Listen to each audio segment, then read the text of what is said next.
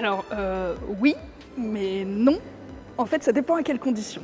C'est-à-dire, oui, parce qu'aujourd'hui, on voit bien que les Français, il y a une préoccupation pour la question écologique très forte. Près de 8 Français sur 10 sont préoccupés, voire très préoccupés, et pour eux, il y a une vraie urgence à agir. Donc cette préoccupation est forte, et en plus, cette préoccupation est reliée maintenant, depuis quelques années, vraiment à nos modes de vie et nos modes de consommation. Donc les Français, on a tous fait le lien, en fait, entre nos modes de consommation et nos modes de vie et la question environnementale. Et on voit d'ores et déjà qu'un certain nombre de Français sont engagés dans un certain nombre de pratiques qui sont plus souvent éconologiques, c'est-à-dire à la fois écologiques et économiques, pour que comme ça chacun s'y retrouve, l'individu et le collectif. C'est près de 40% des Français qui sont déjà engagés dans des pratiques de consommation responsable, dites responsables. Donc oui, d'une certaine manière, et on voit bouger vraiment les imaginaires autour de ces questions-là vers cette aspiration, disons, au moins mais mieux. Cependant, ce qu'on voit, c'est que malgré tout, aujourd'hui, il y a une très large majorité de Français qui nous disent, plus de 8 Français sur 10 qui nous disent que les Français consomment trop. En revanche, on voit qu'ils ne sont que 28%, dans une récente enquête que l'on a fait pour l'ADEME, qui nous disent que c'est leur cas, le cas de leur ménage à eux. Et de la même façon, en fait, ils sont très nombreux à nous dire qu'ils ont déjà des modes de vie qui sont sobres. Et donc, on voit donc le oui mais non, et on voit surtout quand on les interroge que ce qu'ils nous disent, c'est que c'est pas facile en fait d'aller plus avant dans des pratiques, de changer les modes de vie, de changer les modes de consommation. Ils attendent vraiment beaucoup aussi des pouvoirs publics, ils attendent beaucoup des entreprises. Ils nous disent quels sont les principaux freins. Ils nous parlent d'abord de l'accessibilité, de produits ou de services qui intégreraient les coûts environnementaux, qui sont souvent plus chers en fait que les autres. Il y a une sorte de prime au vice plutôt qu'à la vertu. Ils aspirent aussi, il faut aussi changer l'architecture de l'offre, c'est-à-dire ils aspirent aussi à trouver des moyens de consommer autrement, donc des offres, des services que les entreprises pourraient imaginer. Et puis être accompagnés. Donc on voit bien que voilà, les Français sont prêts, une majorité de Français est prêt, et les choses changent. Cependant, voilà, ils ne peuvent pas agir tout seuls. Il y aurait sans doute, ce serait sans doute une erreur de croire que la demande crée l'offre. On voit aujourd'hui qu'il y a beaucoup de choses aussi qui dépendent de l'offre et de la production, parce que les Français sont pris dans un modèle de développement qui est basé sur l'accumulation de biens matériels, produits en masse, etc. Et donc, il faut aussi changer ça pour qu'ils puissent, eux, consommer autrement.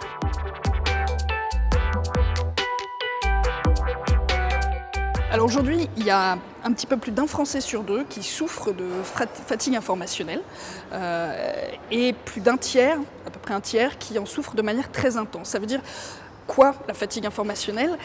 C'est à la fois avoir le sentiment qu'il y a beaucoup trop d'informations, avoir le sentiment qu'à la fin d'une journée, on n'a rien retenu, avoir le sentiment qu'une information chasse l'autre et qu'il n'y a pas de suivi. Bref, en fait, un peu comme la métaphore justement qui est appliquée à l'alimentaire, l'infobésité, de la même façon que l'obésité, c'est ne pas pouvoir transformer du mauvais gras ou du sucre en énergie ou en cellules saines, eh bien la fatigue informationnelle, c'est en fait ne pas pouvoir transformer l'information en connaissance, ne pas pouvoir la métaboliser en connaissance et en souffrir. Donc ça, c'est la fatigue informationnelle, et il y a sans doute 3 grandes causes à cette fatigue informationnelle. La première, c'est l'écosystème de l'information qui a complètement changé en très peu de temps. Il y a encore une douzaine d'années, il y avait moins d'un Français sur 5 qui était sur les réseaux sociaux et plutôt passif. Aujourd'hui, il y a plus des 2 tiers et plutôt actifs. Donc on voit en fait que l'arrivée du numérique, l'arrivée des chaînes d'infos continues, en fait, a fait exploser et fragmenter le paysage de l'information. Il y a beaucoup plus de canaux. Et puis, il y a des canaux qui vont dans les 2 sens. Donc il y a un changement de nature vraiment. Avant il y avait l'émetteur et le récepteur, et puis aujourd'hui on a l'émetteur, le récepteur qui émet lui aussi. Donc ça va dans les 2 sens. Et donc il y a cet écosystème qui a changé. Et puis la deuxième raison, c'est sans doute qu'il y a l'économie de cet écosystème qui a changé. C'est-à-dire que dans une société de l'information, la ressource rare, c'est notre attention. Et donc aujourd'hui, il y a une compétition de la part des marques, de la part des médias, de la part de tout le monde pour notre attention. Et notre attention, c'est comme le pétrole, elle est limitée. Donc la bataille fait rage, avec souvent des pratiques de démagogie un peu cognitive pour aller chercher en fait plutôt notre émotion, pour aller chercher donc avec une information qui est assez spectaculaire. Et là où ça peut avoir des conséquences pour la démocratie, c'est que souvent une information qui de plus en plus polarise. Et on le voit, nous, quand on compare avec nos études, c'est-à-dire l'image que renvoient les médias de ce qu'est la société, elle est beaucoup plus polarisée que ne le sont les Français en général.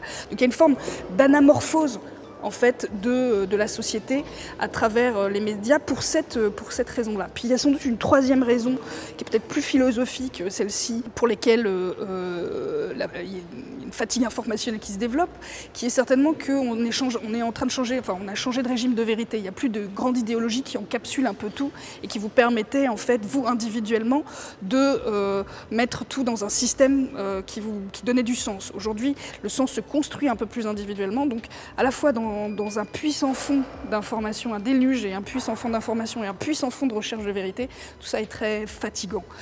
Et c'est vrai que ce que l'on voit à travers notre enquête, c'est que ça a des conséquences sur l'individu, qui s'en trouve sur son bien-être, en fait, qui s'en trouve plus stressé.